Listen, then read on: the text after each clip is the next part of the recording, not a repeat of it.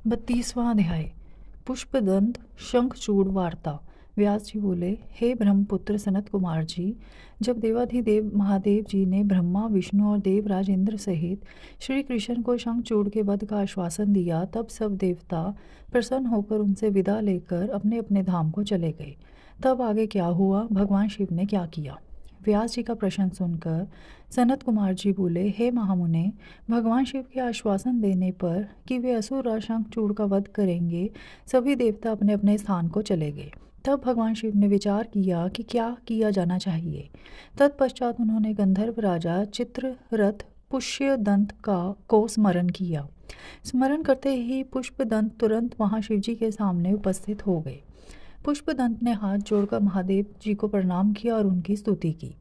तत्पश्चात पुष्पदंत हाथ जोड़कर बोले, हे देवाधिदेव, कृपा निधान करुणा निधान, मेरे लिए क्या आज्ञा है। मैं आपकी आज्ञा शिरोधार्य कर उसे यथाशीघ्र ही पूरा करूंगा। यह सुनकर भगवान शिव ने पुष्पदंत को अपना दूत बनाकर शंखचूड़ के पास भेजा। अपने आराध्य भगवान शिव की आज्ञा पाकर पुष्पदंत तुरंत ही वहां से असुर शंखचूड़ के नगर की ओर चल दिया।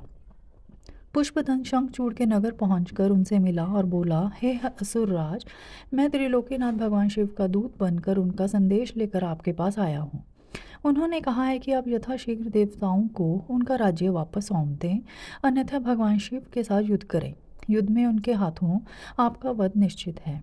मैंने भगवान शिव के सभी वचन आपसे कह दिए हैं। आप जो संदेश उन्हें देना चाहें मुझे बता दें, मैं आपका संदेश भगवान शिव तक पहुंचा दूंगा। पुष्पदंत नामक दूत की बातें सुनकर असुर शंखचूड़ बोला, हे मूर्ख दूत, क्या तुम मुझे बेवकूफ़ समझते हो। जाकर अपने स्वामी से कह दो कि मैं देवताओं को उनका राज्य वापस नहीं दूंगा।